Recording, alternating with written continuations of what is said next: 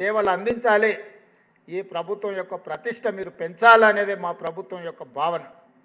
అనుకోని దురదృష్టకర సంఘటన జరిగినప్పుడు మిమ్మల్ని ఆదుకోవాలన్న ఆలోచనతోనే ఈరోజు ఇంత మంచి కార్యక్రమాన్ని మా మిత్రులు బట్టి విక్రమార్క గారు ఏర్పాటు చేసిండ్రు.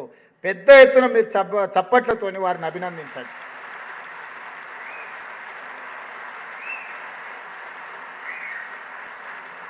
నాయకుడిగా మంచి పని చేసినప్పుడు మీరు గుర్తించి మీరు చప్పట్ల ద్వారా అభినందిస్తే ఆ ఉత్సాహంతో ఇంకా రెండింతలు వారు పనిచేసే అవకాశం ఉంటుంది. ఇంతకుముందే శ్రీనివాస్ గారు కొన్ని విషయాలు ప్రస్తావించండి. అందుకే నేను బట్టి గారి దిక్కు చూపించిన. ఆయనది కమ్మమే, ఈయనది కమ్మమే, నాది కమ్మమే, నీది కమ్మమే. మరి మనకు కావాల్సిన నిధులు వారి నుంచే వస్తాయి కాబట్టి అందుకే నా వైపు తిరిగి నమస్తే పెట్టడానికి పోతే అటువైపు పెట్టమని అటు చూపించిన. మా జగదీష్ వస్తే ఆయన మిత్రుడే పొన్నం ప్రభాకర్ గారు కాబట్టి ఆయన నమస్కారం ఆయనకి ఇప్పించిన క్యాబినెట్లో ఆయన చెప్పే విషయాలు ప్రస్తావించడానికి. నేను గుంపు మేస్త్రినే. చాలామంది అవహేళన చేస్తారు. నేనేమనుకోను, నేను గుంపు మేస్త్రిని. ఈ గుంపు అంతా నాది, గుంపుకు నేను మేస్త్రిని. ఈ గుంపు అంతా నాది, ఈ గుంపు నాది.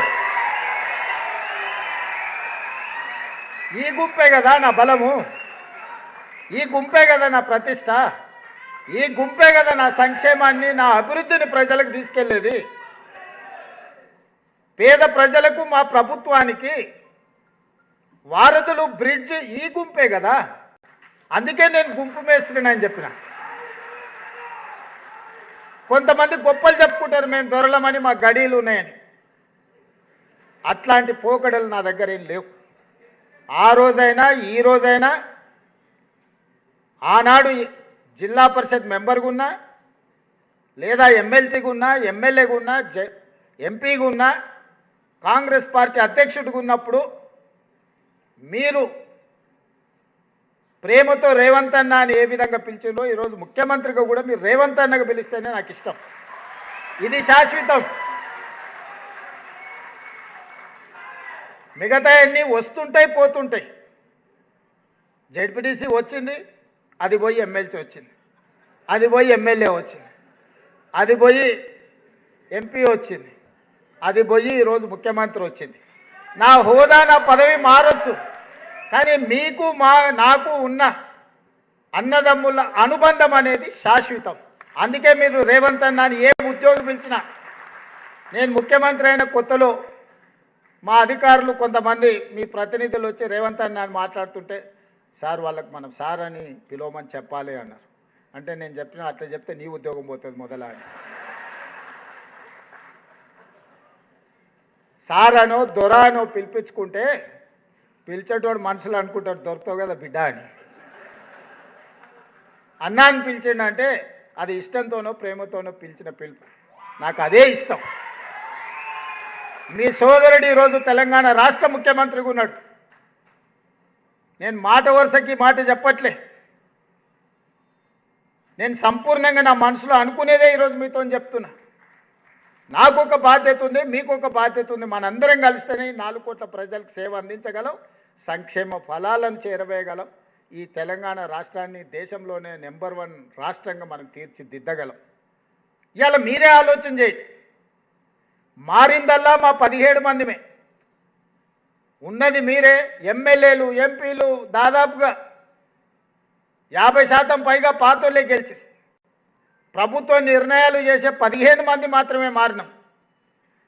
10 సంవత్సరాలు ధనిక రాష్ట్రంగా ఉన్న రాష్ట్రాన్ని 8,11,000 కోట్ల రూపాయలు అప్పు చేసి అన్ని రకాల సమస్యలను సృష్టించి 10 సంవత్సరాలలోనే 100 సంవత్సరాల కాలం చేయగలిగిన విధ్వంసాన్ని చేసి ఎక్కడిదక్కడ పడేసి నిత్యం 12 గంటలు పనిచేసే ప్రభుత్వ ఉద్యోగులకు మొదటి తారీఖు నాడు జీతభత్యాలు ఇవ్వని పరిస్థితి రాష్ట్రంలో ఉండేనా లేదా మీరే ఆలోచన చేయండి. నేను ఒక్క మాట అడగదలుచుకున్నా మిమ్మల్ని. డిసెంబర్ 7, 2023 నాడు ప్రజాపాలన ప్రభుత్వం బాధ్యత తీసుకోకంటే ముందు డిసెంబర్ 1 నాడు మీకేమైనా జీతాలు వచ్చిండేనా మీరు ఒక్కసారి ఆలోచన చేయండి. విడతల వారీగా మీరెక్కడనో విధిలేని పరిస్థితుల్లో ఇన్స్టాల్మెంట్లల్లో మీరు ఇల్లు తెచ్చుకోనో పిల్లల చదువుల కోసం తెచ్చుకోనో లేకపోతే ఆరోగ్యం కోసం తల్లిదండ్రుల ఆరోగ్యం కోసం మీరు లోన్లు తెచ్చుకొని ఇన్స్టాల్మెంట్లు మీరు కట్టుకుంటుంటే మీ యజమాని కూడా మీకు జీతాలు ఇన్స్టాల్మెంట్లలో ఇచ్చే పరిస్థితి ఉండే ఆ రోజు. ఏ రోజు కూడా 10 తారీఖు కంటే ముందు మీకు జీతాలు వచ్చే పరిస్థితి లేదు. మొత్తం జీతం ఒక్కసారి కూడా వచ్చే పరిస్థితి లేదు. వెనకటికి ఎవరు అనేది మేం పఠాన్లకు బాకీ మాకు పకీర్లు బాకీ అని. రాష్ట్ర ప్రభుత్వం యొక్క పరిస్థితి మొత్తం గందరగోళం. నేను 7 తారీఖు మధ్యాహ్నం బాధ్యత తీసుకొని సాయంత్రం సచివాలయానికి వెళ్ళి నా ఛాంబర్లో కూర్చున్న తర్వాత ఇదే రామకృష్ణారావు గారు శాంతకుమారి గారిని ఇద్దరిని వీరు ఆర్థిక ఫైనాన్స్ సెక్రటరీ ఆ రోజు ఇద్దరిని పిలిపించి కూర్చోబెట్టి ఏంది పరిస్థితి అని అంటే వాళ్ళు ఏదో మొత్తం వాళ్ళు తయారు చేసింది చెప్పబోయి అవన్నీ వద్దు కానీ ప్రజలకు సేవలు అందిస్తున్న మన ప్రభుత్వ ఉద్యోగుల పరిస్థితి ఏంది, ఈ నెల డిసెంబర్ 1 నాడు జీత భత్యాలు ఇచ్చిండ్రా లేదా అని అంటే ఇంకా లేదు సార్, సర్దడానికి ప్రయత్నం చేస్తున్నా, అక్కడ ఇక్కడ కొన్ని ఇచ్చినా ఈ నెలాఖరు వరకు మాత్రం ఈ మంత్ జీతాలు ఇస్తాం సార్ డిసెంబర్ నెల అని అడిగారు. నేను రామకృష్ణారావు గారికి చెప్పిన నాకు ఇవన్నీ చెప్పకు, ఈ డిసెంబర్ 7 తారీఖు నుంచి బాధ్యత నాది. అంటే జనవరి 1 తారీఖు నాడు ఇచ్చే జీతం నేను ఇవ్వాల్సిన జీతం, డిసెంబర్ 1 నాడు ఇవ్వాల్సిన జీతం చంద్రశేఖరరావు గారు ఇవ్వాల్సిన జీతం. వారి జీతం నీ ఇష్టం విడతల వారిగా ఇస్తే ఇవ్వు, నాకు అభ్యంతరం లేదు. కానీ నా కోసం పనిచేసే ప్రభుత్వ ఉద్యోగస్తులకు నేను వచ్చిన తర్వాత విడతల వారిగా అనేది కుదరదు అని 2024 జనవరి 1 తారీఖు నాడు మొదలుపెట్టి ఈ రోజు వరకు ఎన్ని సమస్యలు, ఎన్ని అవాంతరాలు, ఎన్ని అభ్యంతరాలు, ఎన్ని ఆర్థిక ఎగుడు దిగుడు పరిస్థితులు వచ్చినా మీకు 1 తారీఖు నాడు జీతాలు ఇచ్చినా లేదా మీరు ఒక్కసారి ఆలోచన చేయండి మిత్రులారా. ఇది నేను గొప్పల కోసం చెప్పట్లేదు, మీకోసం గుర్తు చేస్తున్నా. నేను నా బాధ్యతను బాధ్యతాయుతంగా వ్యవహరిస్తున్నానా లేదా అని మిమ్మల్ని అడగడం కోసమే ఈరోజు ఈ అంశాన్ని మీ ముందు ప్రస్తావిస్తున్నా. మీరే కాదు, 58 సంవత్సరాలు ఉన్న ప్రభుత్వ ఉద్యోగస్తులను 61 సంవత్సరాలకు పెంచి ఆ రిటైర్మెంట్స్ అన్నీ 2024 నుంచి మొదలైనవి. మూలిగే నక్క మీద తాటికాయ పడ్డది అన్నట్టు మీ జీతభత్యాలకే నేను ప్రయత్నం చేస్తుంటే ప్రతి నెల 1000 కోట్లు రిటైర్మెంట్ బెనిఫిట్స్ కూడా నాకు మళ్ళీ మోపైనాయి. మా జగదీష్ కలిసినప్పుడల్లా 35 ఏళ్ళు సేవ చేసిరు సార్, పిల్లల పెళ్ళి ఉండే, ఆరోగ్యం లేదు, ఆపరేషన్ ఉంది, రిటైర్మెంట్ బెనిఫిట్స్ ఇవ్వకపోతే ఎట్లా సార్ అంటాడు. ఉండరా నాయన, ఉన్న జీతం ఇచ్చేటట్లేదు, రిటైర్మెంట్ బెనిఫిట్స్ నేను ఎక్కడికి వెళ్తే వాళ్ళ, మరి ఏదన్నా నువ్వు ఆదాయం పెంచాలి కదా అని నేను. అయినా ఎప్పుడు మిమ్మల్ని చిన్న చూపు చూడలే, అన్ని ప్రయత్నాలు చేసిన.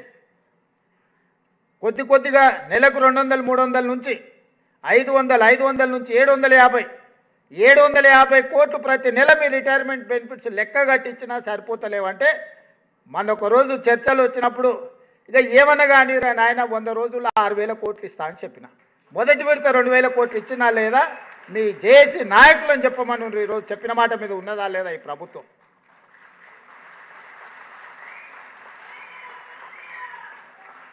ఇదే కాకుండా మీ ఆరోగ్య భద్రత గురించి మాట్లాడితే అన్ని రకాల చర్చలు చేసి మిమ్మల్ని ఒక కమిటీ చేసి మా అధికారులను అందరినీ చేసి ఇంతకుముందే రామకృష్ణారావు గారు చెప్తారు మొదటి సమావేశం 27 తారీఖు నాడు పెట్టుకున్నాం సార్, ఇక మొదలవుతున్నదే.